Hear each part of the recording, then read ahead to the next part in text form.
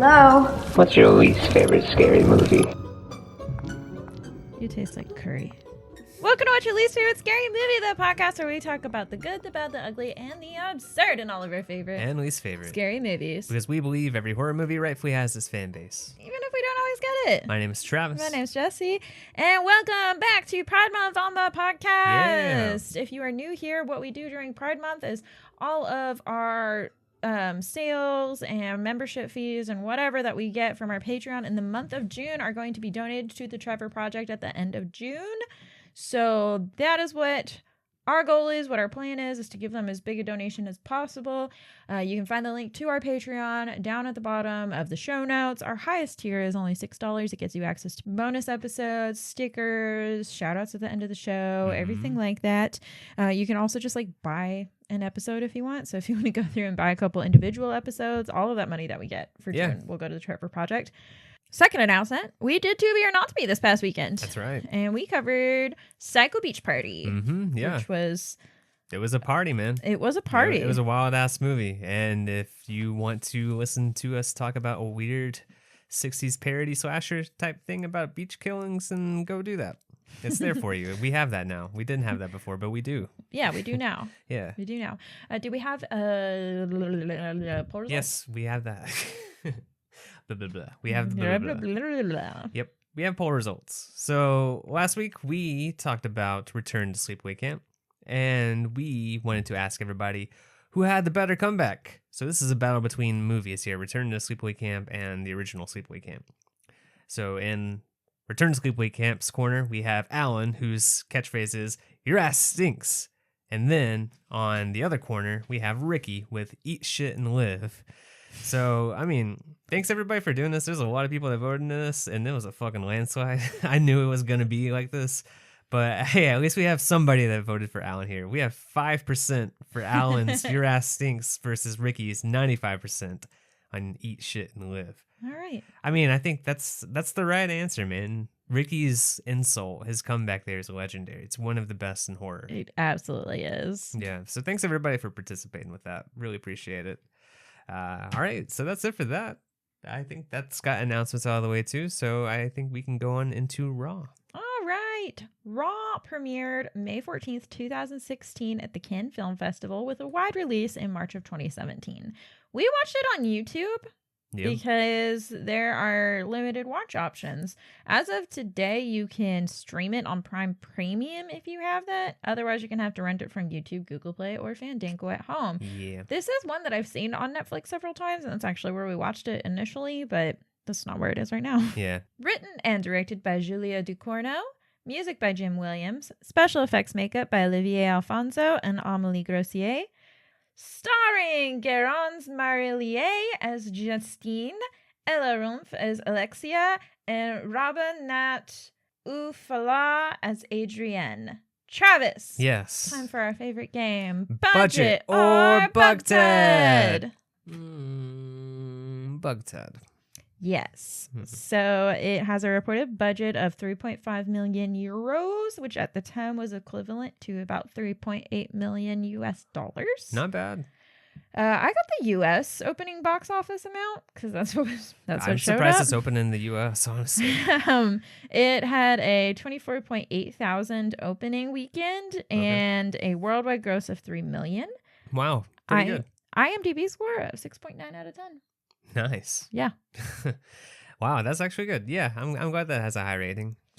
I remember when this movie first came out, or whenever it first hit streaming, people were speaking really highly of it. Yeah. And we watched it when it came to streaming too. Yeah, I think we watched it on one of our Scream screens. It was one of those movies where we picked it because it was a new movie neither of us had seen. Okay, I pulled 3 movies from 2016 for comparison. And my theme for this week is hungry. Hungry. Okay. It involves a little people munching in some way, shape, or form. Oh, cool. Okay, good. There's never a shortage of those movies out there. So the first one is actually one we have covered on the show, and it's The Neon Demon. Oh, yeah. Yeah. Definitely hungry. Definitely hungry. Yep. Definitely a very, very long-lasting scene in my brain at the end. Yeah. That released June 24th, 2016. Budget of $7 million, worldwide gross of $3 million, and an IMDb score of 6.1 out of 10. Dang, that's got a good score too. Yeah. Second movie, the one that you watched to break Talia's heart, Train to Busan. Oh, yeah, that's a heavy fucking movie. That released actually the day before at the same Cannes Film Festival as Raw. So they were traumatized. Yeah, so it was just a rough weekend for everybody at Cannes. That can was heavy. That had a budget of $10 billion. 10 mil. No, $10 billion. I now realize it's going to be a different currency. Yeah. My mind immediately went to $10 billion. Were they real zombies? No, 10 billion won. Okay. Which is the equivalent of about $7 million. That's still US dollars. that's a high budget still. Yeah. Well, it's okay because it has a worldwide gross of $92 million. Damn, I didn't realize it did that good. Yeah, I think where they did the remake, I think it sparked a lot of interest in the original. Did they do a remake? They've been talking about it. People have been saying. Weird. Okay. IMDb score of 7.6 out of 10. Yeah, that's fair right there. That is a great fucking movie. And the third movie also has been covered on the show, Terrifier. Oh yeah, Terrifier's got some hungry in it. Art likes to eat people. Yeah, so that premiered at the Telluride Horror Show Film Festival on October 15th, 2016. Budget of $35,000, worldwide gross of $421,000. We're only like 100,000 of that. Wait, which Terrifier was this? The first one. Okay, yeah. 5.5 out of 10 on IMDb. I feel like that one's probably gone up since, or maybe down. I don't know. That is a divisive movie. I would need to pull up our episode from when we covered that a while back with David Howard Thornton. Yeah, that was a long time ago. Yeah. Okay. I got 3 taglines. Okay. What are you hungry for? Okay. Sisters bound by love, torn by flesh. Ooh, that's good. Yeah, that one's good. She craves meat. Okay. It's like each word is capitalized, so I feel like it needs to be said that way. She craves meat. So I got a few fun facts. All right. This was shot actually at a school in Liège, Belgium, in part because there is like a more American style campus there that I guess is not as common in France, at least according to the director. I'm sorry, were they going for an American type campus? I guess so. Interesting. Yeah. And they speak French in Liège, which I learned as I was trying to learn how to pronounce the name of the city. So they do actually speak French there. So interesting. That was 2 months of pre-production and 2 months of actual shooting. And the only time there was a body, or I don't know if this is the only time, but this was noted just in some of the production facts that a body double was actually used for the Brazilian wax scene for Garance Garance. Justine. Yeah, Justine. Yeah. Mm-hmm. Okay. And I don't know if that has something to do with the age of the actress herself. How old was she? Because the director actually has known her since she was like 12, and she was only 21 at the time of the interview. So she just Julia Ducournau did an interview with BFI, an online website. And I found a couple of interesting things there. So her parents are actually doctors, but she chose to do like veterinary medicine after she was like scouting the university and seeing what she called interesting scenes that she thought would be good for the film. Didn't really elaborate on that. But a big part of it was like animal symbolism, like being crucial. Obviously, it's not just like a big part of Justine's character, but she said that, you know, like especially that scene where they're getting the horse prepared for surgery and putting it to sleep. She put a lot of emphasis on its eyes and just seeing like this great big beast going down, being asleep, being so vulnerable. Yeah. And she said it's the type of thing that her parents, being doctors, wouldn't really like think of. Like they're just like, yeah, obviously you have to do that for surgery, but like she wanted to like have that powerful moment of it. It was a moving scene. I'll admit that. I don't like the way it made me feel. Yeah, it made me feel some type of way, and it wasn't a happy type of way. I do also have a quote from her So there were 300 extras in that scene with like the rave like rookie party or whatever. People. Fuck, man. Yes. And so the interviewer said, "You don't see club scenes on film portrayed very authentically, but this had the sweat, noise, and movement." And she said, "This was very important to me. I love directing the extras. The more extras, the happier I am, especially for scenes like that. We were 300 on set, and I directed every extra almost individually because everyone has something to do. It's a sequence shot, so everyone has to be very precise. It's choreographed. But before that, just to give them an idea of what kind of party I wanted, I said 2 things. The first was, listen, I'm the kind of asshole who, when I watch a party scene in a movie, I'm gonna check the full background to see if any of the extras is pretending to dance on fake music. If I spot that, I'm out. Bye. Second thing was, I'm gonna show you how to dance. I don't want to see people dancing like they have a stick stuck up somewhere I'm not going to say. I want to see real dancing. Like everyone is here to fuck, basically. So I danced in front of my 300 extras. I hate seeing fake dancing in movies. So first off, I don't want to see that. Second off, I'm showing you how to dance. I'm going to show you what kind of dancing I want to see. Yeah, that's funny. Yeah. So those are just a couple like little fun facts that I found just between like general internet sleuthing and some interviews, and I thought those were all pretty interesting. Yeah, pretty interesting. So I guess with that, we're ready. Oh, you gotta do your thing. Yes, man. I gotta do my thing. So there were a couple of things that I wanted to pull. Obviously, this is Pride Month, so we're not just doing donations to the Trevor Project, but we also want to explore movies that either have cast and crew that are members of the LGBTQ community, or that like the movie has some sort of theme, plot point, something that's important to it.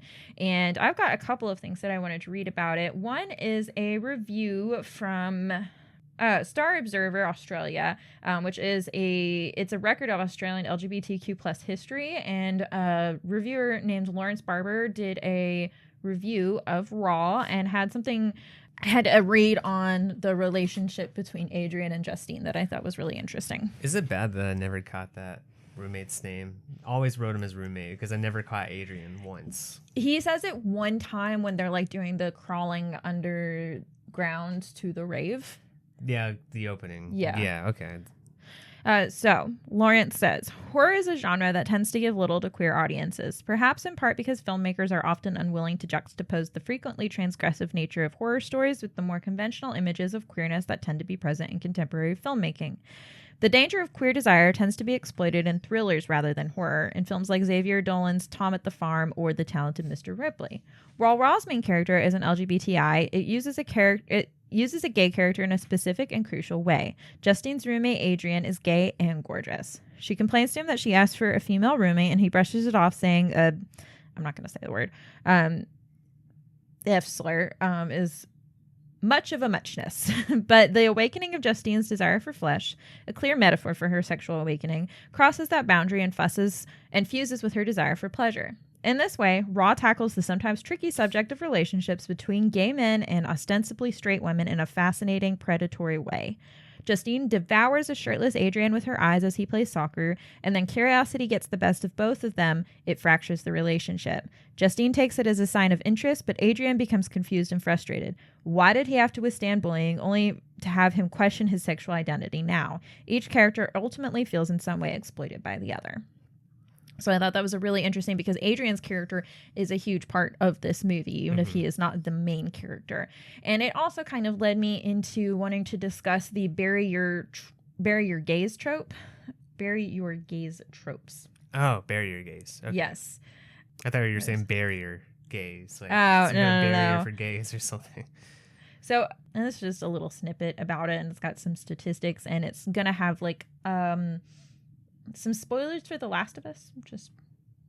I'm not like super interested in following it, but it's an old game. Yeah. The story's been out there for a long time.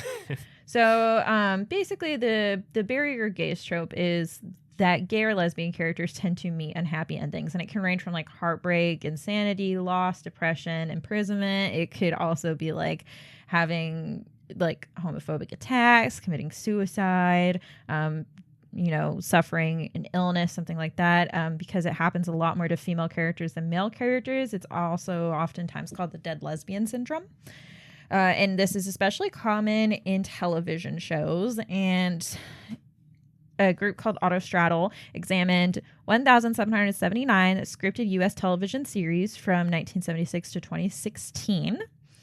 11% of them featured lesbian or bisexual female characters. Among those, 35% saw lesbian or bisexual characters dead, while only 16% provided a happy ending for them. Similarly, among all lesbian or bisexual characters in ended series, 31% ended up dead and only 10% received a happy ending. And then there's a little bit down here. Also go through similar things in other fiction, such as video games. According to Kotaku, LGBT characters are largely defined by a pain that their straight counterparts do not share, facing challenges that serve as an in-world analogy for anti-LGBTQ bigotry. While games like The Last of Us or Life is Strange forward LGBTQ representation in the gaming sphere by featuring queer lead characters, they still fall victim to tragedy or death. The Last of Us DLC features the lead character Ellie engaging in a brief moment of queerness not long before her love interest dies. And the game's sequel features Ellie as an openly queer woman, yet continues to emotionally torture her. That I understand that, but everybody dies in that fucking. I mean, it's a horror game. Like, the whole thing is like humanity is going away. I don't mean to take away from that, but I think that that's a strange comparison to make right there with The Last of Us. I thought it was really interesting for this movie, especially, and I know this movie is a lot about sexual awakening, and I know that there's like a really complex relationship between Justine and Adrian, and Justine's own sexual awakening, and Adrian having this moment with her, even though he's very outwardly and openly gay, and it just creating a lot of confusion, tension in their relationship, things like that. But I do find it very interesting that out of all of the characters that die in this movie, his is given the most attention, the most weight, the biggest moment of it. So I thought that this was like a moment to kind of discuss this trope. And once you're aware of it, like, it's kind of one of those things that you start to really notice it when you're like watching TV or movies or reading books or playing games and whatever. Yeah, I could see that. Okay, interesting. With that said, we are ready to go on to our good, bad, ugly, and absurd. Okay. All right, I'll kick it off. Yes. All right, so you kick it off. Good stuff. I like this movie, man. This movie is, man, it has an impact on you. It is an interesting take on a cannibalism movie, and we've seen a lot of those in our time on this show, and just as people that love horror movies. And I like that it like shows a different side of it. It's not like a slasher, like somebody's out there just like killing people and eating them type thing. Like, there's like deepness to it. Like what you're saying there, it's kind of like symbolic for her sexual awakening type thing. Like, that's like, it's weirdly deep for cannibalism. Yeah. I just like, she's also super more like opportunistic with it, which I know like killing and slashers, it's also like a opportunistic thing, but I don't know, like the way that she explores it in this movie, like seeing her transition from vegetarian to eating fucking raw chicken in a fridge. It's so upsetting. So I read online, and I don't know if this was true or not, because it was just like a little snippet I saw randomly while I was looking, but she wasn't actually eating raw chicken, obviously. Oh, yeah, I hope not. But it was like a sugar-based product, and she said, the actress said that while it didn't put her off from eating chicken for a while, it did make it really hard for her to eat sweets for a while after that. Hey, that sounds like awesome. Honestly, if you want to get off sweets, just eat like fake chicken. Pretend you're eating raw chicken breast. Yeah, but that's the thing, man. This movie, like, it has a lot of upsetting parts. The veterinary school is a good setting for this too, because it's super upsetting. Like, you know, doctors, like, I don't know, I don't have the sympathy for humans that I do for animals. And like seeing them, like that horse scene, that I didn't enjoy that one bit. Listen, some doctors don't even have sympathy for humans. Well, you become desensitized to it. They're in it because they have a God complex. That's true. I just, like, you, and even vets, I'm sure you become desensitized to it too. But anytime that we take Talia to the vet, like, we have to go to an emergency vet for some of her appointments, just because they're the only one that provides the treatment. Yeah, that she needs. It's a hospital. Yeah, and you see some really upsetting situations sometimes, and you see that at hospitals too, but I don't know, I have more sympathy for the dogs and the cats and the horses. Vets have like one of the highest suicide rates of all professionals. And I think a big part of it with the animals is that they don't have the autonomy to be able to seek out that help themselves or to say exactly what's going on with them. I know there's a reason, and I don't feel like a psycho for saying this, but like it's just like a weird thing, like it's true. But I don't know. It added to the movie. It added weight. I don't know, man. This movie, like, it does a lot of things really, really well. It unsettles you. It tells a good story. This movie, it had a lot of moments that, like, it was really easy for me personally, like, as an individual viewer to like sit there and kind of really relate to and be able to put myself in that character's shoes. Obviously I've been a vegetarian since I was 15, so it's over half my life now. And I'm full vegan now. So like sitting there thinking about like, oh, well, what if I was put in this situation? And also she is seen as a prodigy. I'm not that level, but I was always somebody that really excelled in schools. And it got to a point that like my reputation tended to kind of precede me. And I put a lot of pressure on myself with that. And like it did kind of have an effect on me socially too, I think, because I started putting so much of like pressure on that, so much of my self-worth on that. Man, yeah, I did not know that wife. Was not me. But it was just really interesting watching this movie, and I think the sister relationship I think is really beautiful and really real. The way they talk to each other, because they have these very tender, loving moments that immediately like get cutting with each other at the same time. And I think that's really nice. And each of them thinking that they're the black sheep or the weirdo of the family, I think that also tends to kind of ring true. I don't know. There's a lot about this movie that I really I wouldn't call it a feel bad movie necessarily, but it's one that like you are a little bit down after watching it. Yeah, no, I mean, it doesn't depress me. Really, it doesn't. Like, it's just, it's an uncomfortable movie. Yeah. Really, all it is. Yeah, I wouldn't call it a feel bad movie, though, at all. And Guérance Marillier, I just wanted to say it one more time to make sure I can say it correctly. She does such a good job with, like, her physicality and her facial expressions. I think that scene of her, like, when she's drunk at the party and she's ready to, like... Ready to mingle? Yeah, ready to mingle, and she's just sitting there like a little gremlin on the table. Like that lives in my head at random times. Like it's just like, hey, by the way, Justine's here and she's ready to fuck some shit up. She becomes a creep. Yeah. real fast. Okay. So bad stuff. Wait, was that your good? Okay. Yeah. So first off, the dog dies, and don't ever do that. Don't do that. Don't do that. Don't kill the dog. Don't give me a dog and kill it. Follow up to script writing classic Save the Cat. Yeah. Save the Cat 2. Also save the dog. Yeah. Don't do that. It bums me out. I hate that it happens. I get it. It is an emotional moment. It has impact. It kind of shows you these characters and it's important for the movie, but I just hate it. And it gives that contrast between Justine and Alexia.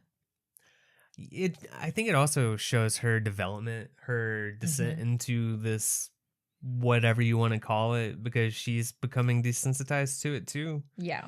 And then also, like, there's really not a whole lot bad I could say about this movie, but like the way that people act too chill about how things happen in this movie, like the students, everybody just kind of witnesses these crazy fucking things, but nobody reacts to it.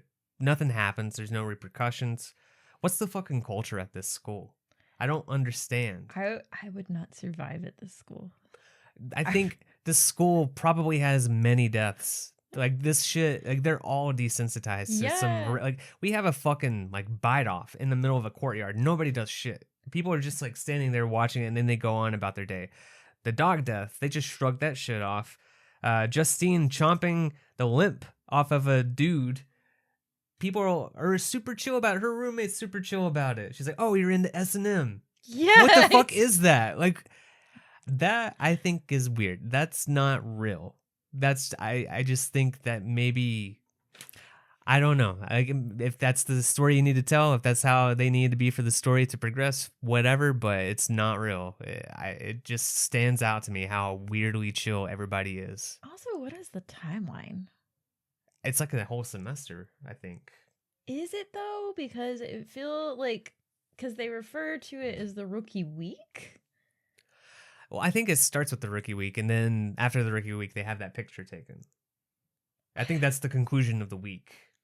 No, because they're even like they're still forced to like they still have to deal with hazing rituals and stuff afterwards. I thought that was like an entire first year thing. I don't know. They're not super clear about it, honestly. But I mean, that's pretty much my bad stuff right there. Okay. I don't know. I'm okay with the suspension of disbelief in movies. I've said that multiple times. I'm in the world of this movie and I'm okay with it. I think more for me, the ending, it has like an impact with its suddenness and like how it's just dropped on you. I think it's kind of stupid, honestly. But it is, yeah, it's really like that's almost too much suspension of disbelief for me. Like that's like, oh yeah, here's some like your mom. Yeah, ate that shit right there. What do you think about that? I had a nipple there one time. Don't anymore. It's gone. That's actual dialogue. He switches from French and says all that. Sorry, I'm translating here. Yeah. So I think that ending, like it has like the final shot impact and it leaves you a lot to think about, but also like when you think about it too much, you're like, It's weird. If it was an issue within the family and they're aware of it being an issue within the family, why would they not address it? I think they're trying to address it by keeping them all vegetarians.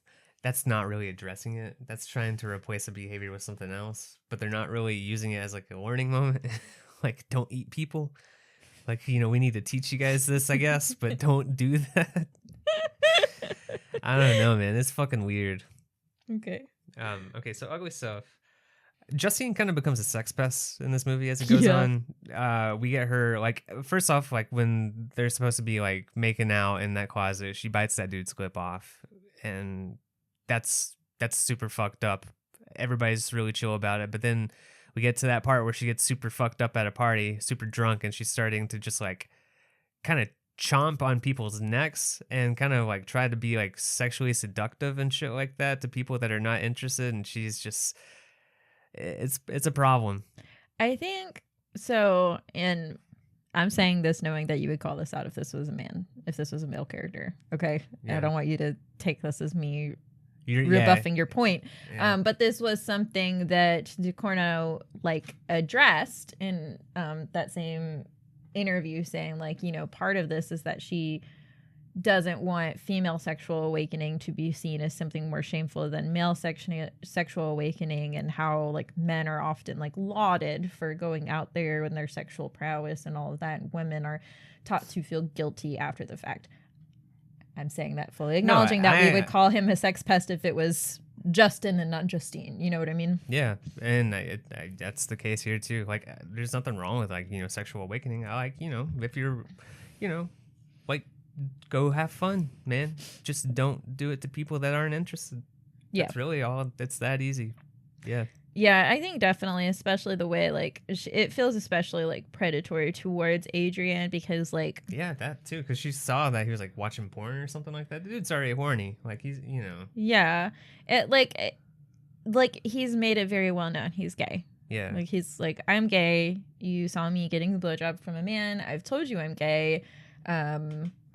Like, we should be able to have a comfortable, platonic, friendly relationship. I've been your friend here. I've stood up for you. And it's just, it feels like she is taking advantage of that closeness, like that emotional closeness, but also that physical proximity. Yeah. I mean, she's doing shit like walking out in a towel and like laying on the bed with him. You know what I mean? I feel like that, come on, man. Let's not be naive. That's definitely trying to like entice. I don't know so much about that. I just think it's more on the like emotional spectrum of things. Like it just, yeah. Also, I'm gonna put the dog into the ugly here because they know they're lying. They know that the dog's gonna get put down because of this. The thing that kills me the most from that is Alex's text to her. She's like, "Mom is sad. They put down the dog. She's so fucking sad. LOL." Yeah. Like, LOL in caps. Fuck off, Alex. God. What is your absurd? Oh yeah, they have that weird, like super emotionally detached debate about monkey rape during lunch, which was really fucking weird. and they're like talking about a monkey's ability to even be raped. Yeah. It's such a weird fucking conversation to have. And I don't understand.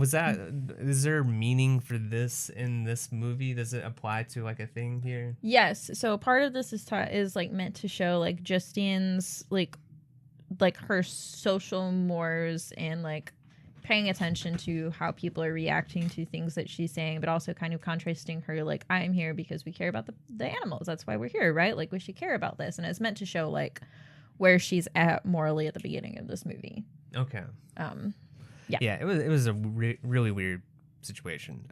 Also, pee time, where we get the sisters, doing their standing peeing, and she pees all over herself accidentally. Listen, that was bound to go bad. Like, kudos to Alexia's Kegels, because like the force that she's She using, can project. like, even at the end, you're gonna run out of enough to forcefully push out that way. That's true. You're yeah. always gonna end up with a trickle in your pants. These people strike me as the type of people that really don't mind having a little bit of pee down there. They're pee pants. I really do think that they are MCP pants.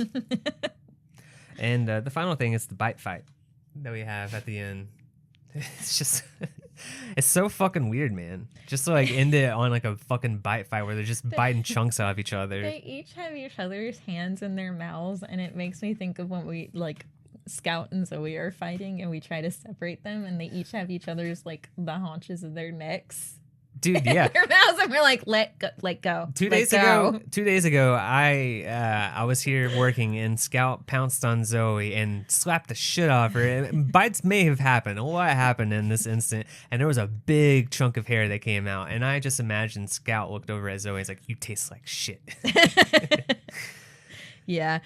I'm gonna say the absurd is like just how chill the whole family is about it, and like the way Alex and Justine talk about this after the fact, like it's so like Alex is There's so no chill shock. about it. Yeah, There's really no shock. She's down to clown as soon as she's like, "Oh, you eat people too? Cool. Let's just be chill about it. Let's play video games and chat about how we taste." she is a psychopath for sure. I don't think she actually has like They're both empathy. psychopaths. Yeah. I think it was like a latent thing for Justine, and it's coming out now that she's being away from her family, being herself. She's finding herself, and she's finding out that she's a psychopath who likes to eat people and raw chicken. What are you rating this? This movie's really fucking good. I'm going to give it an 8. 8. Yeah. What? 8. Oh. Yeah. What about you? Oh man. I love this movie. We've only watched it twice, but like it has had a lasting impact on me. I think I want to give this a 9. Okay, cool. So 8.5. Easy score right there. 8.5. Nice. All right, let's talk about it. So we see somebody walking along a like isolated road. It looks like road the type road thing. from Stay Alive where Jimmy Simpson dies. I can kind of see it. Yeah. Less trees though. Mm-hmm. And then we see a car driving, and then we see the person's gone. But wait, they're just waiting for the car to pass. That way they can jump out. Boom, cause a crash. And then we see the walker walks over to the car. Yep. Then we cut to a family. They are at a deli of some sort. Like a restaurant. They're eating at a restaurant, and they're ordering food. And Justine has ordered her food. She asked for no meat. She's vegetarian. Here's the thing.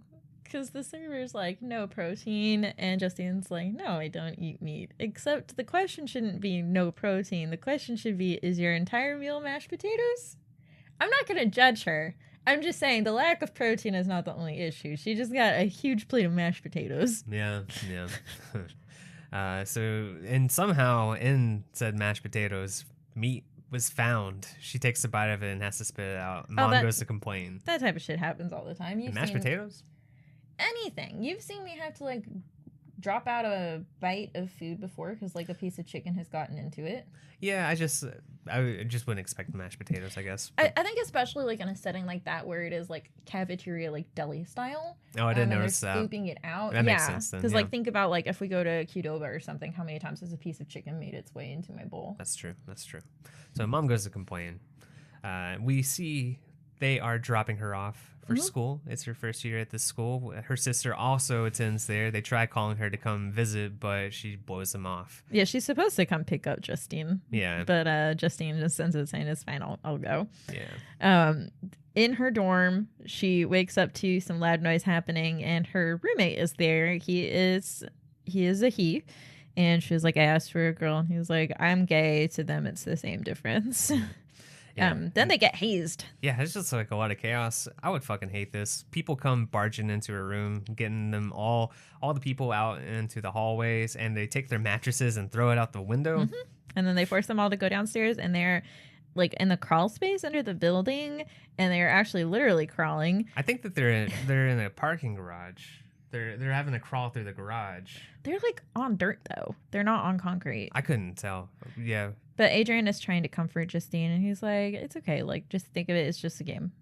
And you know what? It's more than just a game. It's a fucking rave. They are partying hard in there. There's people with boobies out. There's people with drinks going everywhere. Everybody's having a good time except for Justine. Mm-hmm. But she decides that she's going to go find Alex. Yeah. That's her sister. Yeah. She's very drunk. Yeah. But she's also very happy to see her. And she was like, are you doing okay? I'm worried that mom got to you without me around. So we get the impression that maybe like the way mom was a little bit overbearing about the lunch, maybe that's just kind of her baseline. Yeah. So she's like, hey, come with me. I got something to show you. So she sinks her to this like hidden area. Mm-hmm. And it's a place where they have they're like composites of like the newbies. The cohorts. Yeah. And it's everybody's introduction, like their rush week or whatever you want to call this for this place. Like some of them are missing their heads. And she was like, why are some of these people, why are they beheaded in the photos? And Alex says, because they are traitors. They refused the initiation. Yeah. And then she goes and shows them a picture of mom and dad from the school, too, because they also were part of this. And she's like, yep, mom and dad, even them, they did this, too. And then Justine's like, well, I'm going to go to bed. And Alex is like, no, you can't go to bed before the veterans.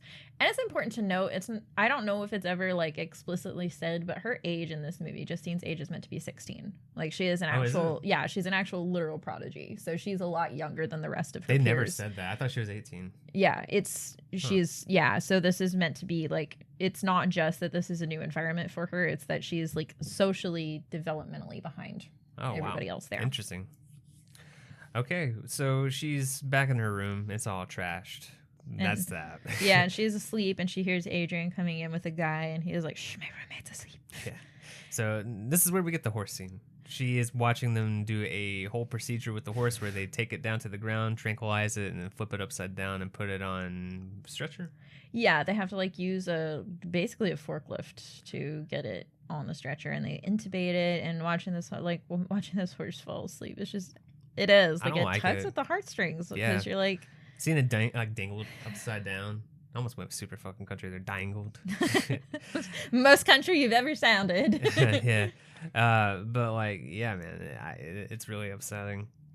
So we get some more hazing. There's like some marching and chants going on, and this is the part where they're getting their picture taken to put on the wall too, but they're all going to be covered with blood, and they get it all dumped on them. One of the veterans says that the teachers will make you all great vets, but your elders will make you family. You are rookies until you hear this sound. Boo! Until Matthew McConaughey comes over here and yells. So then they have to all eat a rabbit kidney and take a shot, hopefully of tequila. It looked like pee. It looked like pee. It was golden. If they're eating kidneys, pee. Listen, tequila has a golden variety. It does, but I don't trust these people. And she's like, oh, I can't. Well, listen, tequila, it's rough, but you know the difference between tequila and pee when you take a drink of it. What they did the salt and the lime with the fucking kidney. All right, here you go. Yeah, and Justine's like, oh, I can't do this. My whole family's veggie. And they're like, well, you have to do it as part of the initiation. And she's like, but I can't. Just ask my sister, Alex. Like, oh, wait, and the guy's like, sister? oh, like, shit. Yeah, it's Alex. Oh, fuck. And so they call her over. And Alex is like, oh, yeah, you got to do it.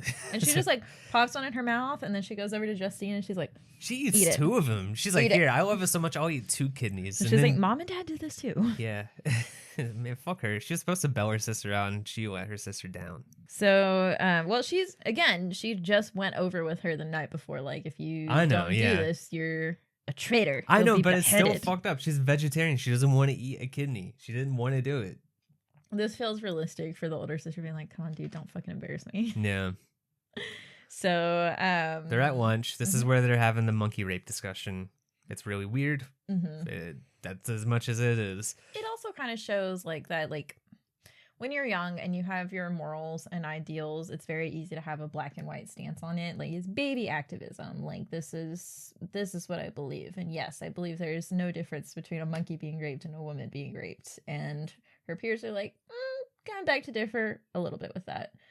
And I think that we see this a lot. Like I don't like that argument that there's like, I mean, like they're like, what's the monkey gonna do? Go to therapy? Like, then somebody like speaks of like monkeys have like, they recognize themselves in the mirror. Like I'm mostly on Justine's side with this. Don't get me wrong. I'm just saying like if we're gonna talk about like these, like there has to be more nuance in saying yes, it's exactly the same. Like if we're gonna have this discussion, let's have the full discussion. You know what I mean?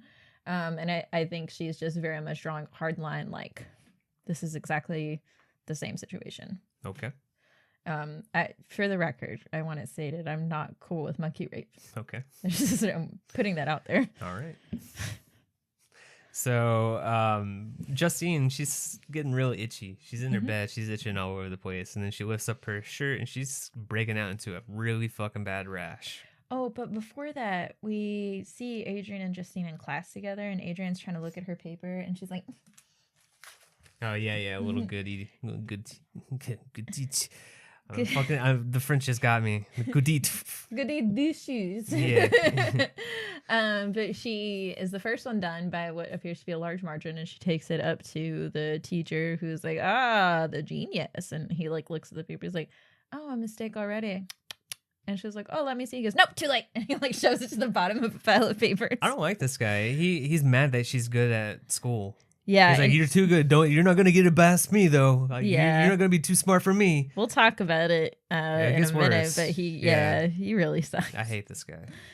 So yeah, she's got a really bad rash. Hard relate. If anybody wants to see pictures of the blisters under my fingernails from a couple months ago, that was traumatic for me. My fingernails only stopped recently being loose as a result of that, but I had like a rash up and down my arms and stomach and stuff as well from the same allergic reaction. Not to me, but like the same allergic reaction as the one under my fingernails. So I get Justine's immediate reaction of like, well, I'm going to go see a campus doctor and get this addressed. And I don't like this doctor because she's just taking tweezers and she's like, we're going to lift up this layer of skin. We're going to peel this. I don't think medically you're supposed to do that. I don't know. I don't know how the procedure is supposed to go. Maybe she just really likes peeling skin and she's like, there are people like that. Maybe she also eats people. She's like saving the skin layers for herself. I'm starting to suspect everybody at the school does that. She's like gold member, like saves the skin flakes, and I was like, I was gonna say actually, because I couldn't remember. I was like, oh, I feel like this is like a natural progression. She starts with her own skin and then it like evolves into like more eating people, but no, she doesn't. It's just like we just see the skin peeled. Yeah, and so the doctor just thinks that it's a reaction from food poisoning. She kind of scoffs at Justine going along with the hazing. Yeah, she tells like this weird story that doesn't really seem to fit the moment. Yeah, and she's talking about a patient she had. She was overweight and none of the other doctors would do a blood draw on her, saying that it would be too hard to get to her vein, and she had no problem getting to this patient's vein. And she asked why the patient didn't report it, and she was like, because she just didn't want to stand out. She just wanted to blend in and be average. And she asked Justine, do you want to be average? Yeah, it's weird. So Justine, she's stopped in the hall. She's told that there's a dress code for the party that's going on tonight, and she has to abide by it. I think they have to wear it to class. Oh, to class? It's nightclub wear. Yeah, and when Justine is not wearing it, the elder makes her wear a diaper over her pants. That's right. So after class, she goes to Alex, who gives her clothes, and Justine's like, this isn't me. And she's like, yes, that's good. That's the point. And Justine's like, I just don't know. And Alex is like, all right, you're annoying me. Get out of my room. Get the fuck out of here. Yeah, so she goes and gets her mattress from the mattress pile. I can't believe the amount of people that still haven't collected their mattress. I'm so worried about what if it rains. Mildew. It's fucked. So gross. It's fucked. And this is when she drags her mattress all the way back up to her room to open the door, finding her roommate getting a blowjob. Yeah. And he just like looks at her and is like, do you mind it? And she does a weird thing. She closes the door, but she just stands at the door and just kind of overhears the moaning. And she just like eavesdrops on the whole thing. Yeah. It's kind of strange. So they're down in the cafeteria getting food. She passes on the burger, but then when she thinks somebody's looking, she takes it and puts it in her pocket. But because she's wearing a white coat, It's like immediately dripping obvious. grease. Ugh. And the cashier won't let her pay for it until she shows it. And Adrian's like, why? Like, are you hard up for cash? She goes, no, I just didn't want anybody to know I'm eating a burger. And he's like, why? And she goes, I don't really know. And he goes, well, we're going to celebrate. So he takes her on a gas station date for some gas station shawarma. Yeah, it's I hate that image of the burger in the pocket and having a bare hand. That shit, it's so greasy. I fucking hate it. That's probably more upsetting to me than the eating the people in this movie. Seeing the burger in the pocket, Yeah. don't like it. So they are driving by. They're gonna go get some food, and they drive by the wreck that we saw from the opening of the movie. Yeah. And Justine is super curious and peeps, and she's rubbernecking. Yeah, she is. So they're at the gas station. They have some food. And they're just sitting out in front of it eating and making rude comments about truckers. And then one of the truckers seems to have overheard the busting that they're doing on him, and he goes over there to fuck with them. Yeah. Yeah. So they go back to their dorm that night. She wakes him up because she's running around in the fridge. And he's like, what are you doing? She goes, eating breakfast. He's like, barbecue? Because she's got like chicken in her hands. She goes, no, I'm looking for milk. For the cereal? Yeah. Which I overheard somebody at work yesterday, and I really loved this opinion. And they're like, I don't eat milk in my cereal. And the person they were talking to was like, why not? And she was like, I don't need my drinks having things floating in it. I was like, you know what? I like that opinion because I'm also a dry cereal person. I am too, yeah. But that's not why, but I like that take on it. I agree. That's a good take. And then he leaves, and then we just see her just like noshing on a fucking raw piece of chicken. It's so gross. Ugh, man, you just had an allergic reaction to the rabbit kidney, and now you're gonna have salmonella. See, that's the thing. That's another thing that I thought about this movie, which I could maybe move to the bad. Is like, why does she not break out again? Yeah, like she's eating a lot of raw bad things, not good for you. Maybe it was just like the initial exposure, like when you get like a vaccine and you have a little bit of a reaction to it, and it makes your body like prepared for future exposure. That's some mighty hand waving we doing right there. Just whatever. So all right, here's the asshole professor again. Yeah. So he says that she cheated, and she's like, no, I didn't. He goes, then your friend cheated. And she goes, no, he didn't. And he goes, listen, I don't like you. It's like, you're too smart, and you make all of the other students upset because they're not as smart as you. I would rather have a dummy come through class and try really hard than have you come in and just be good. So you're not going to be a good doctor. And she goes, he cheated. And then she goes and throws up a lot of hair. Who was she ratting out on her roommate? Yeah. That's what I thought. But we don't see There's any no repercussions ramification for it. Yeah, what? I thought that was going to play into a thing. It just doesn't. I thought that was going to like add some tension to their relationship, but no. No, I don't understand that. That was weird. But yeah, so she goes and she throws up a lot of hair, and I'm assuming it's her own hair because like while she was sitting there nervous, she was like chewing on it. Oh, that makes sense. I was wondering why she was coughing up a hairball here. And then she gets out of the stall, and somebody else is in there, and it's like, it'll come up easier with 2 fingers. I was like, damn. Yeah. Because we've got bulimia here, and later Alex is going to make a comment about nobody likes the anorexic look. Like, they're very blasé about eating disorders. Yeah. And speaking of, she's going over to hang out with Alex to kind of just decompress from all this stuff. This is where we get the pee scene. Yeah, they get drunk on the roof. I like the drunken rooftop sister bonding moment before they start peeing their pants. This is the scene that always stands out to me whenever I think of this movie. I always think of like just the two of them peeing on the roof together. I think of what comes next because Justine asks if she can stay over. So she stays in Alex's room, and she's snooping around in Alex's cabinet. She finds the same tube of ointment that she was given for her allergic reaction. Mm-hmm. So, interesting. And then Alex comes up and she starts tweezing her eyebrows, and then she looks at her underarms, which are hairy, and she's like, You know, at your age, I'd already given myself my first Brazilian wax, which now knowing, because it's Alex's second year, I think, now knowing that there's such a big age difference, it doesn't seem... Because, like, that line before, if you think there's only a 1 year difference, it's like, okay, well, calm down, Alex. But, like... Yeah, definitely. Yeah.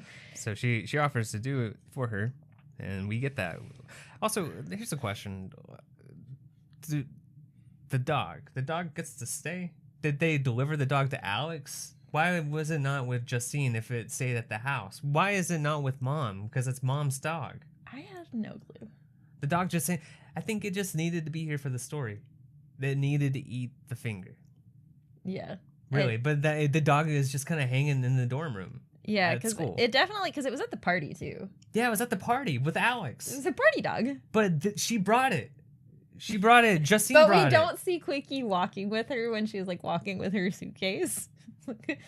Schrodinger's dog. The dog just like vanished. It's weird. Yeah. Okay. Whatever. The thought experiment part 2. Schrodinger's cat part 2. Schrodinger's dog. Yeah. Okay. So she's doing the Brazilian wax, and it's not going super chill. It's really hurting Justine. Yes, and, wax is hurt. Yeah, it seems like it would. And then Alex gets a big glob on her, and this time it's not coming off. So she's like, uh-oh. She tries to rip it off. And then she's like, okay, I can't do it. So she goes and gets some scissors. But she doesn't just get normal scissors. These are like massive. These are like grandma's sewing scissors. Oh, she's probably using these for her cannibalism. Probably. Honestly, it cuts through bones super easily. And Justine is like, nope, you are shaking. You're not getting anywhere near me. And Alex is like, it's fine. And Justine says, no, it's my pussy, and kicks her. And because of the way Justine had her hands positioned, it causes the scissors to cut through the middle of her right middle finger. Yep, finger right off. And she passes out. Mm-hmm. And Justine calls the emergency services, and it's going to be 15 minutes. So she's got to get the finger on ice and... No ice. No ice. And then she's just looking at that finger, and then she's just a little... Well, she drinks some of the blood first. Yeah. And then she does a little... And it's good. So she just eats a lot more. And Alex wakes up and sees. Yep. So we're at the hospital. I like this weird little moment with her looking at this old dude. He does the tooth trick. He does like, he fucks with her with the teeth. He's like, I'm popping them out. And he's like, I don't know. He's really proud of himself for making her uncomfortable. I feel like this is like, sometimes in movies you get trailer moments. That's a trailer moment. And they're like, throw that in the trailer. It's super weird. And then, so Alex is wheeled out, and she's gonna get a prosthetic because they don't have the finger. Mm-hmm. And the mom's like, what about therapy? And the doctor's like, there's no nerve damage. She goes, yeah, but what about therapy? And he goes, there's no nerve damage, there's no therapy. And then Alex is like, oh my god, let's just go. And she tries to stand up, and her mom goes, no, you're disabled. Yeah. And then Justine is like, leave her alone, and she runs out. Oh, and they were also like, so like, what happened to the finger? And then Alex speaks up before Justine can say anything. He's like, oh, the dog ate it. Yeah. So they're like, oh, okay. So their dad comes out and talks to Justine. It's like, you need to apologize to your mom. She's like, I don't really want to. And he's like, and then she says, what will happen to Quick? And he's like, well, once a dog has had a taste of human flesh, it has to be put down. That's so fucked up. This dog got fucked. Yeah. So Alex and Justine talk after their parents leave. She's like, come with me. And she's like, we're going to walk over to the road. And then they get down in the ditch. And Justine is like, what are we doing? And then as soon as a car passes, Alex jumps out, and it causes a crash. And she gets up and she goes over and just starts munching on the dude. The dude's still alive, too. Yeah. Like, it's really, like, ugh, fuck this. And Justine is freaked out, and Alex is like, no, you need to learn. I'm trying to teach you. So Adrian asks for help donning his PPE, and as she's doing it, she just kind of like, Justine just kind of like stares at the back of his neck. Yeah. In a very like, yeah. Then we get like a small montage of like some more hazing happening, Justine staring at Adrian some more, and then she gets a nosebleed. Yeah. And then like we also saw they were doing some like dissecting dogs. Yeah. And during this whole whole montage, we cut to one of the dogs and the tarp is pulled off, and I'm wondering, did she eat that dog? Yeah, I think that's what it's meaning. I think she ate the dog. I don't know if it was that or if it was meant to be some more animal symbolism or. I don't know. Yeah, it was. Yeah, either way, weird. So we see her, she's in her room and she's put on Alex's dress again and she's listening to this song called Seduction 101, which is just a nasty sex song. I call this sweaty music right here because she's she's jiving to it. She's popping back and forth. She is feeling herself, making out with the mirror. That mirror, dude, the way they do this shot, the camera is behind some glass. So we're getting the mirror's POV. Cool. The mirror feels assaulted. Yeah. And she's thinking about Adrian, I'm pretty sure. And then she goes into the room, which she's next door, and he's in there playing video games with Alex. And they are becoming chummy together. I think Alex is clocking Justine's interest in Adrian here. Yeah, and Adrian is leaving. He's going to a med school party, and he said those are crazy. If they have somebody come in, they just throw up and go take care of him. And he tells Alex it's a good thing that they couldn't find her finger because it would have been sewn on backwards. Oh, yeah. And so Alex and Justine are now playing the game, and they kind of talk a little bit, and she's hands off, and she's like, isn't he gay? And then she goes, how did I taste? And Justine says, you taste like curry. It's so weird. Yeah. Yeah. And Alex is teasing Justine, saying that she's like, I know you won't be able to stay away. You won't be able to keep this up. And Justine's like, no, I'm not going to keep doing this. It's not okay. So then she has a nightmare. And then at the end of it, she ends up wandering down the hall, and there's a party going on in one of the rooms, and everybody's covered in paint.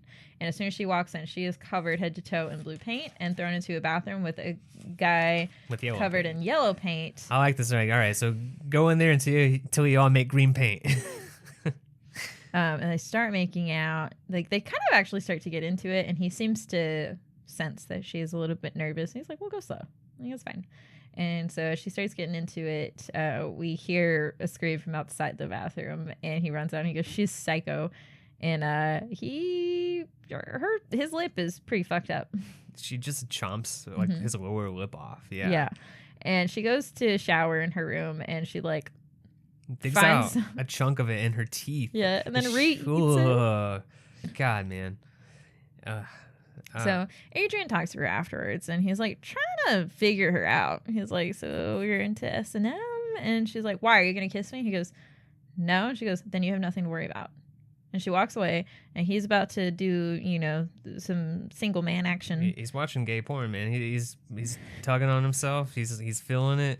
And she walks back into the room, and she just kind of throws herself on him. And they kind of go for it, and the whole time they're fucking, she is trying to bite him, and he's pushing her off. It's he keeps pushing her, telling her to stop, and eventually she bites herself, which causes her to finish. And that's that. So in class, sometime after, Alex texts Adrian to tell Justine to check her phone, and it's just that message you referenced earlier. Put dog down, Quickie. Mom's so sad. LOL. God, fuck you, Alex. And what Justine takes away from this is that, Alex has your phone number. And he just doesn't really say anything. She goes, what, you're not going to talk to me after deflowering me? He's like, this was a mistake. Shouldn't have done that. He embarrasses her in front of everybody. Yeah. He's I'm fucking gay. I'm not gonna I've been gay my whole life. I'm not gonna be not gay because of you. He's like, I didn't go through 20 years of shit just to be with you. Yeah. Oof. So Justine is she's a little party gremlin. She's hunched over on the table yeah. And she goes to whoever's serving drinks. She's like, I want a shot. And he's like, well, you don't have any shot glasses. How's the soda come? She's like, good. And so he pours a shot worth in there. She goes, more. And it ends up being full all the way. She's like, I don't want to have to come back. Yep. And so she's really, really fucking drunk. And she's, like you said, she's being a sex fest at the party. And Alex finds her, is like, hey, come with me. And they walk into a morgue. The next day, she wakes up late for class, and she shows up in the night before outfit, which is, everybody's done it at some point in college, but, it happens. She's super hungover, and everybody in class is just, staring at her, and she clearly doesn't remember a goddamn thing. And after class, Adrian pulls her to the side and he's like, hey, come with me. And he shows her a video of the morgue. Yeah. It's a big crowd watching. Somebody's saying, like, dude, don't record this. And it's Alex has taken a body out of one of the morgue refrigerator trays. The drawers. The drawer, yeah. And is like dangling the hand down at Justine, who's on all fours on the ground and is like nipping at it like a dog. Yeah. Oh, it's so fucking weird. And then this like makes her livid. So and she goes like, running out. Yeah, and she's like, you just let her do that. And he's like he's like, I'm mad at you, but also I care about you and I want you to know this is why people are treating you like this. Also, what the fuck? Yeah, like we're not going to talk about that. Yeah, and so she finds Alex, who's on the rooftop, and they fight. And Alex takes a big old bite out of Justine's cheek and says, well, you taste like shit. And they keep fighting and they keep biting each other. And eventually some other students like come in and try and separate them. But then Justine throws her backpack at her and then she goes back to her room. And then they bandage each other. Mm-hmm. And Justine, as she leaves Alex's room, almost locks her in, but doesn't. And I wonder if she thinks about this moment after the fact. Because the next morning, we hear air horns. Oh, it's the end of their rookie time. Matthew McConaughey has arrived on campus. There's music playing, and the rookies are all gathering. Spoiler, when I was looking for reviews for this, somebody was like, I just didn't understand why all those kids were just like assembling at the end. And I was like, it's the end of their rookie stuff. Yeah. They said it at the beginning. When you hear the sound, you're no longer rookies. Yeah. Justine wakes up, and she's in Adrian's bed. And she tries to wake him up, and he's not moving. And she pulls down the blanket and finds his like thigh is chewed down to the bone. Yeah. And she's trying to shake him awake, and like blood just kind of oozes out of his mouth, and it's very clear he's dead. And when she looks on his back, he's got like a puncture wound through the middle of his back. It's from a ski pole. Yep. And she's like freaking out. She's like, why didn't you wake me up? Why didn't you fight back? Why didn't you stop me? And then she looks over and sees Alex in their kitchen area. She's like comatose from the amount of like human flesh she's eaten. Yeah, she doesn't look good. She is bloody and dazed, and Justine gets her cleaned up. And we cut to sometime later. We can tell it's later because Justine has her face has healed, but it is scarred. Yeah, and also Alex is in prison. Mm-hmm. Like she's meeting her family in prison on the other side of like the little talk wall. I don't know what you call that. Talk wall. Yeah, talk wall. Yeah, that's what I thought. Yeah. That's the technical term for it. And they kind of like say their highs and byes, and then it cuts back to Justine. I'm assuming this is like, summer break or something. I'm assuming she dropped out. Or might have dropped out. Or was kicked out. Or kicked out. If that professor has any pull there, he was like, yes, I knew it. Get rid of the cannibal genius. I think after all, like seeing all that like stuff, he's like, I was wrong about you. You belong here. I feel like he would have been down with it after that. But whatever. She's home with her parents. They're eating dinner, and mom is really, really insistent that she finishes her veggies. She's got to eat all of them before she can leave the table. And mom goes and leaves. And then the dad's like, look. He's like, it's not your all's fault. Yeah, he's like, don't take it personally. And Justine's like, it's kind of hard not to. He goes, listen, when Alex was born, she came with us everywhere. Everybody just always loved her. She had a magnetism about her. She was amazing. She was perfect. We never should have had you. He doesn't say that part. But he's just basically like... we did it right the first time. We did it right the first time. Should have stopped. Yeah. He's like... so we just kind of got used to never saying no, and we created a little nightmare because when she started showing the same cravings as your mother, we didn't know how to teach her to control that shit. And Justine's like, wait, what?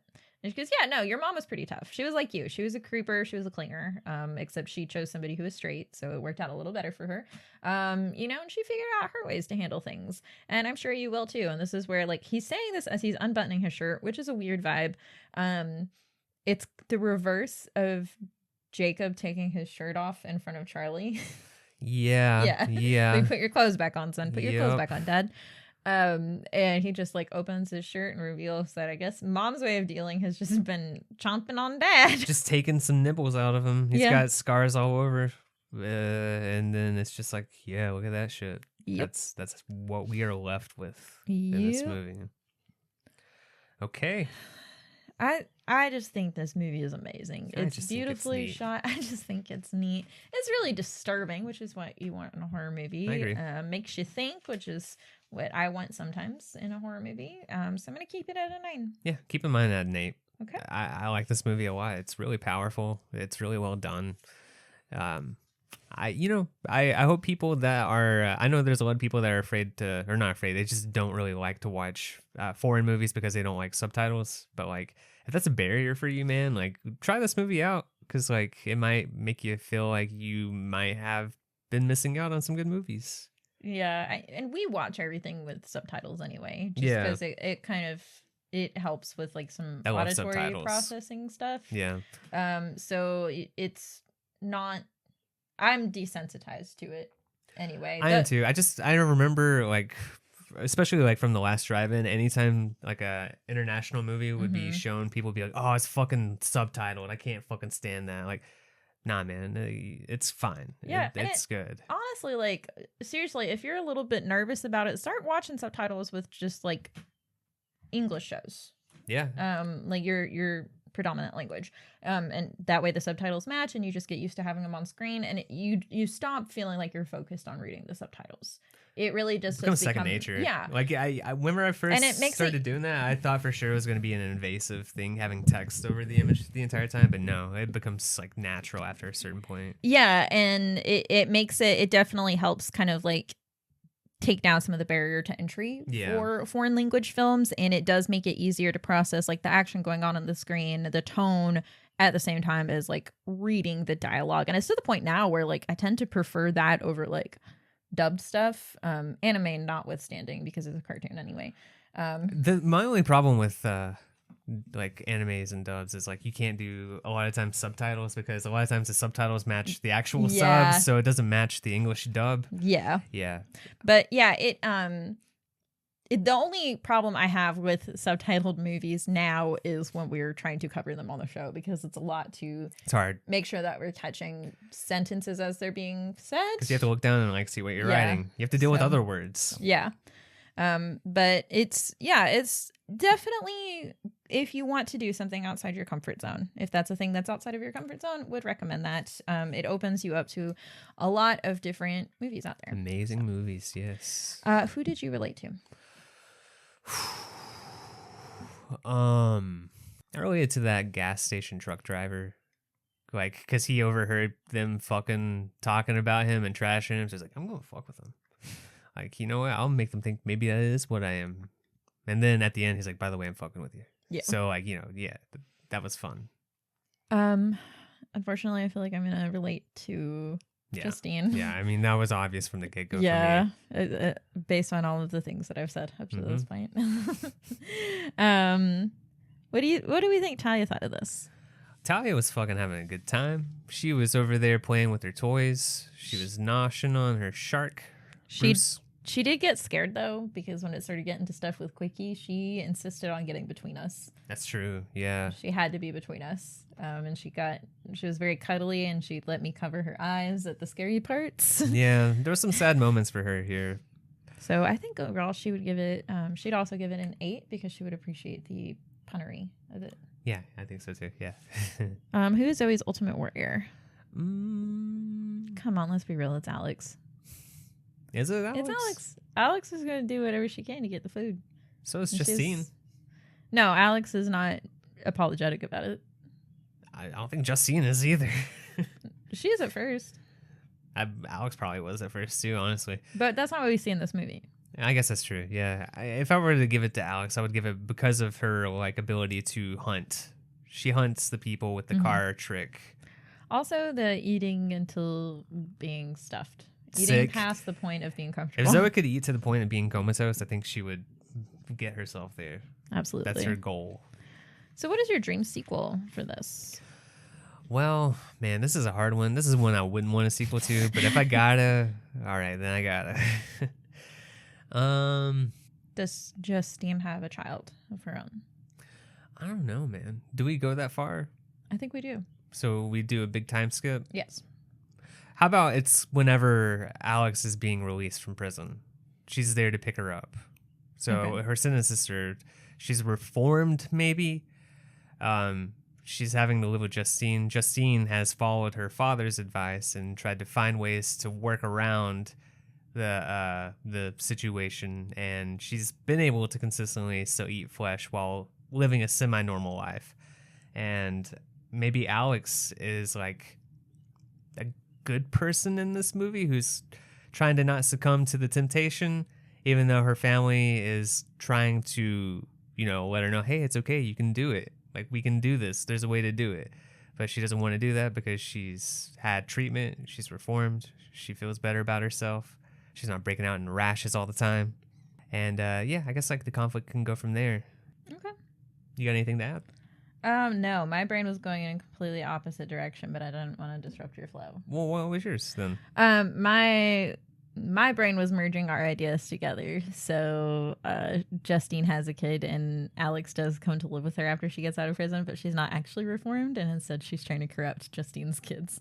Is trying to show them how to be little hunters, and they're not like adults yet, so they're just confused more than anything. Okay, you could do that too. I personally like the idea of like Alex's character changing. Okay. And that's fair. Yeah, whatever. There's options. We have options. Yeah, we have options. We can do this. Yeah. If we do it right, we could have like a completely different cut. Like do the same movie and have a different cut. Yeah. Yeah. Just like Halloween 6. Yeah. Okay, cool. All right. I guess it's time for reviews now, right? Yes. I have a user review. And I had gotten a review from Reddit too, because I couldn't remember how you felt about this. So I had a really nice review from Reddit, where somebody just really loved it. But I found a low score on IMDb. Okay. And this one was one that was hard because like a lot of them were just like, this is gross. What is the point of this and that? Like kind of missing like the symbolism of everything. And like I get it. If you don't want to watch like kind of an artsy movie, because it's kind of an artsy movie. Yeah, I wouldn't really call it super artsy, honestly. But yeah, maybe. I'm not saying it's art house. I'm saying it's artsy. I wouldn't even call this like elevated horror. I just think it's like well done horror. Okay. But this is definitely not a feel good movie. Acting was good. 1 out of 10. Okay. Acting was good. Revealing the story was good as well. But if I'm the film release approver, I would not let the movie release. Terrorism and war is already in full swing and all over the world to kill humans. We don't need cannibals, in my opinion. Few scenes will make you feel nauseous. If you've suffered enough in life, you will take light. To be frank, I wouldn't recommend this movie. It just gives me nausea. Otherwise, it won't entertain you in any sense. So it achieved what it set out to do, basically. Yeah, okay. Like, you know what? This movie isn't going to be for everybody. If you get grossed out and if it's like too much for you to handle this subject, it's definitely uncomfortable. For people that are like as desensitized as me and Jesse here, it was even heavy for us at times. Yeah. So, it's a hard watch. I can definitely agree with that. But I don't think that's like a knock on the movie. I think that means the movie did what it wanted to do. It means that it was pretty good. Yeah, I think so. I get it. It's not an easy movie to sit through. It has to be the type of thing that you would be interested in. Yeah. So. Yeah. All right. Okay. Do we have listener reviews? No, we don't. Oh. No. Look. Yeah, I get it. If y'all haven't seen it, it is what it is. Yeah, and it's not super easy to watch right now because it's like rental only. And also, I'm just going to tell you this: if you're renting it on YouTube, there's a workaround. Don't try and go through your TV's YouTube app if you have a smart TV, which I assume most people do at this point because that seems to be all they sell. You're gonna want to go through your phone and then rent it that way and then broadcast it to the TV, because if you try and just rent it through the TV, it's going to tell you have to buy it. It was really stupid. I don't understand why YouTube had to do a workaround. Why not offer a rental option on the TV app? Yeah. It doesn't make any sense. And listen, in 2025, we're not paying to own digital media that there's no guarantee won't be taken away. Yeah, you don't own that shit. Yeah. That you just own the ability to watch it whenever they want you to. Yeah. It's really fucking stupid. And that's like when I was trying to rewatch old seasons of America's Next Top Model, I bought that seasons because that was the only way, but I just kind of look at them as long-term rentals. Yeah, no, that's how I see it. I've watched stuff. There's stuff. I think Sony deleted a lot of shit off of PlayStation. Like, if you bought some shit on there, like, they deleted a bunch of it, and it's just bullshit. gone. That's bullshit. It's really fucking stupid. That's why physical media is supreme. Yes, everybody. buy physical media. Yeah. Okay. Cool. In that case, I guess it is time to go ahead and thank our patrons. Yeah, thanks everybody. We have Joe, Freakatron, as is his name, Amber, Michael, Tyler, Chad, Johnny, Jason, and Lord Zombie. Thanks, everybody. We appreciate your support on the show so much. It goes to help us buy new equipment, helps us support the Trevor Project, helps us rent movies whenever they're not available on streaming. Helps us get materials to send the stickers out, which they should be in your mailboxes by now. I'm sorry, I did hit a little snafu whenever I was printing them last time, but that's done. They're in the mail. They've been in the mail for a while now, and you should have had them by now. If not, let me know. I will get them to you. Yes. If you are not able to support us on Patreon at this time, it's cool. We totally understand. If you want to show support for us in other ways, you can do so by, first of all, sharing that we're donating to the Trevor Project. Yeah. Just that way, you know, people that do have the means or wants to be able to, like, give money on Patreon. That way they can do that. But you can also, on whatever platform you're listening to us on, subscribe to us as a show, rate the show, review the show if you want. You can also find and follow us on social media. That will help get our numbers up, but will also help you stay attuned to notifications, trailers, schedules, where to watch, things like that.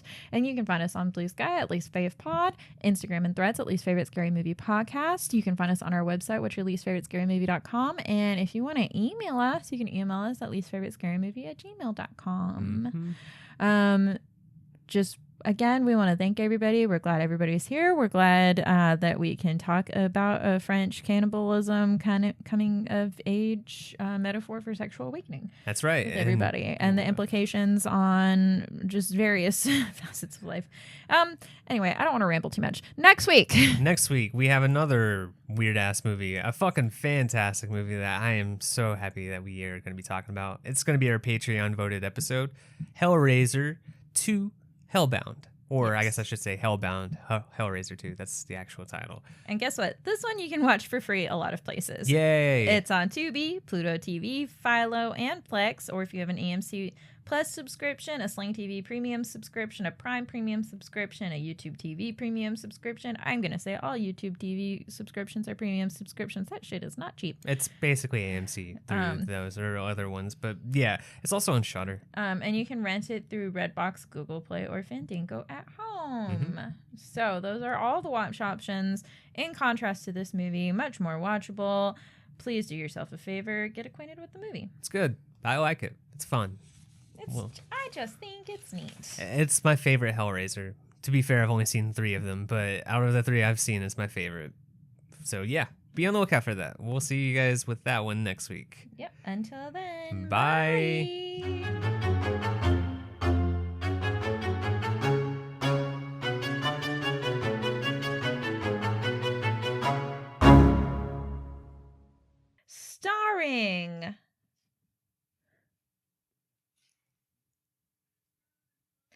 Starring. I can't read I wrote my pronunciation out and now I can't read it.